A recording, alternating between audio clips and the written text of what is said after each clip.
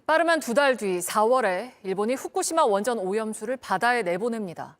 언제쯤 한반도에 영향을 줄지 해양과학기술원과 원자력연구원이 오늘 학술대회에서 분석한 결과를 처음 내놨습니다.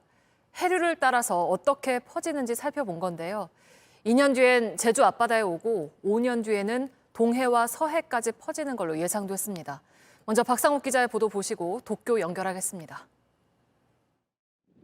후쿠시마 원전에 오염수가 방류됐을 때 우리나라에서 가장 먼저 그 영향을 받는 곳, 바로 이곳 제주 남동쪽입니다. 오염수가 이곳에 다다르기까지는 불과 2년 남짓밖에 걸리지 않습니다. 해류를 따라 서태평양으로 갔던 오염수가 바다를 돌아 한반도로 돌아오는 겁니다. 5년이 지나면 동해와 서해까지 번집니다. 이번 방류로 제주에서만 연간 4천억 원이 넘는 피해가 예상됩니다. 전국 단위 피해는 더 클 수밖에 없습니다.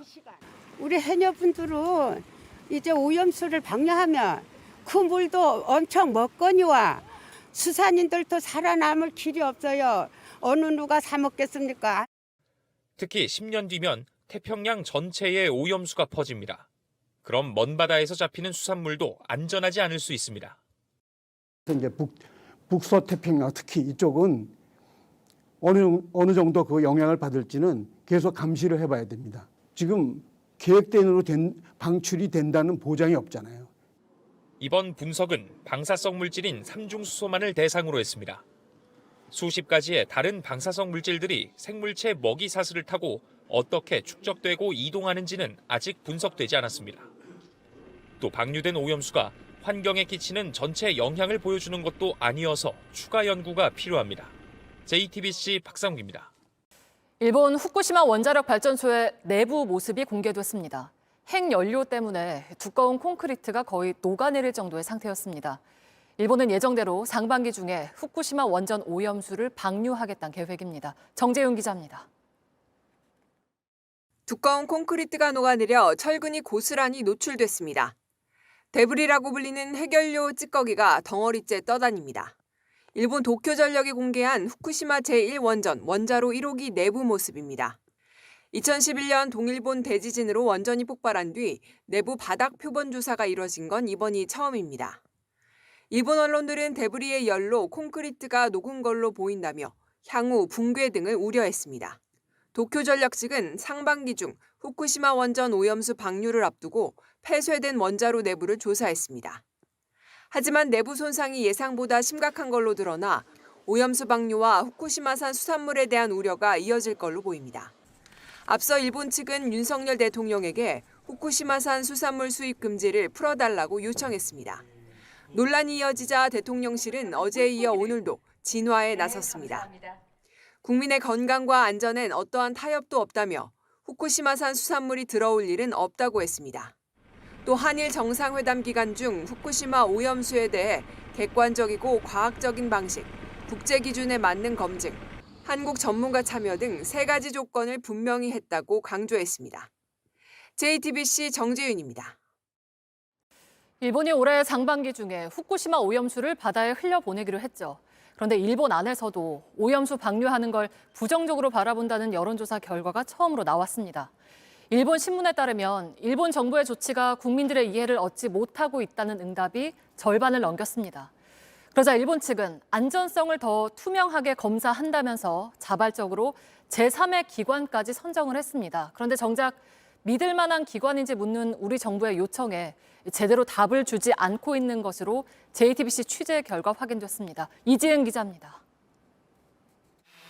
일본 도쿄전력은 후쿠시마 오염수를 검증하는 제3의 민간업체를 선정해 지난해 말 우리 정부에 알렸습니다. 국제원자력기구 IAEA 조사와 별도로 안전성 우려를 잠재우려고 객관적인 기관을 자발적으로 선정했다는 겁니다. 우리 정부는 일본 측에 이 업체를 선정한 이유나 검증 능력이 있는지를 알려달라고 요청했습니다. JTBC 취재 결과 도쿄전력은 답을 미루다 지난달 말에야 답을 보내왔습니다. 정부 소식통은 이 업체를 선정한 이유나 절차에 대해선 대답이 없었다며 답변이 부족해 다시 요청했다고 밝혔습니다. 하지만 구체적으로 아직 답변은 오지 않은 상태입니다. 이 때문에 일본 측이 오염수 방류를 앞두고 안전을 위해 할 만큼 했다는 걸 보여주려는 게 아니냐는 지적이 나옵니다. 이 정도 크기의 대형 사고 때 이거를 처리해본 경험이 있는 민간 업체는 일본 내에도 그렇고 세계적으로도 없습니다. 독극성 물질, 플루토늄이 여기에 대한 검증 능력이 있는지 그걸 물어야 될 겁니다. 우리 정부는 필요할 경우 독자적으로 안전성 검사를 할 수도 있다고 했지만 일본 측이 호응할지는 미지수입니다. JTBC 이지은입니다. 원전 오염수 방류를 추진하고 있는 후쿠시마에서는 매년 조금씩 내용을 바꿔 후쿠시마는 안전하다는 홍보 영상을 만듭니다. 그런데 비교 대상에 늘 서울이 들어갑니다. 후쿠시마 하늘과 서울 하늘이 방사선 농도가 같다는 겁니다. 하지만 전문가들은 비교 방법이 틀렸다고 지적합니다. 정재윤 기자가 취재했습니다. 일본 후쿠시마현이 최근 선보인 홍보 영상입니다. 한국어를 비롯해 여러 나라 언어로도 올렸습니다. 영상엔 후쿠시마현의 공간 선량률, 즉 공기 중 방사선량을 비교한 내용도 포함되어 있습니다. 県内の空間線量率はほとんどの地域で世界の主要都市とほぼ同水準となっています。 서울과 후쿠시마의 수치가 같고 후쿠시마 주변 지역은 서울보다 더 낮습니다. 후쿠시마를 제외한 일본의 대부분 도시들도 서울보다 낮게 표시되어 있습니다. 후쿠시마현이 매년 홍보 영상을 만들면서 다른 내용을 추가하지만 방사선량 비교는 빼놓지 않습니다. 그런데 과학적 근거가 부족하다는 주장이 나옵니다. 자연 선량은 문제의 본질을 흩뜨리는 거예요. 그래서 단순 비교가 의미가 전혀 없습니다. 방사성 오염토, 연안에 있는 그 해조류, 그리고 또 갑각류, 어패류 이런 것들 가지고 비교를 해야죠. 이미 정화가 된 공기가 아니라 오염 가능성이 큰 토양이나 지하수 등의 방사능을 측정해야 한다는 주장입니다. 이 때문에 후쿠시마현이 안전성을 강조하려고 입맛에 맞는 통계만 부각하는 게 아니냐는 지적입니다. JTBC 정재윤입니다. 기시다 후미오 일본 총리의 방한 일정이 확정됐습니다. 오는 7일부터 1박 2일 일정입니다. 그런데 일본 외무성이 최근 한 홍보 영상을 만들었는데 후쿠시마 오염수 방류가 전혀 문제없다는 내용입니다. 방한 일정에 이 관련 논의도 있을지 관심입니다. 정재윤 기자가 취재했습니다. 기시다 일본 총리가 오는 7일에서 8일까지 우리나라를 방문합니다. 일본 총리가 방한하는 건 5년 만입니다.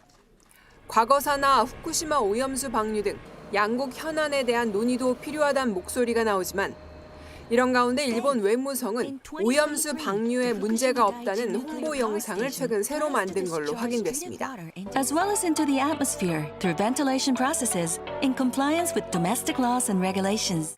사고가 난 후쿠시마 원전에서 나오는 삼중 수소량이 우리나라 고리 원전보다 더 적다고 표기돼 있습니다. 일본 소비자청이 만든 다른 영상에선 차기 총리로 거론되는 고노다로 디지털상이 직접 나와 비슷한 주장을 합니다. The Kori nuclear power plant in South Korea discharges 49 trillion becquerels, or about twice as much. 하지만 전문가들은 폭발 사고가 난 원전과 일반 원전을 직접 비교하는 건 무리가 있다고 지적합니다. 후쿠시마 오염수 문제를 추적하고 있는 중국 칭화대 연구팀은 JTBC에 방사능 농도가 낮더라도 해양 생물에 위험할 수 있다고 밝혔습니다. 칭화대 연구팀은 2021년 후쿠시마 오염수가 방류되면 1년 안에 우리 해역에 도달한다는 시뮬레이션 결과를 발표해 세계적으로 여러 차례 인용된 바 있습니다. JTBC 정재윤입니다.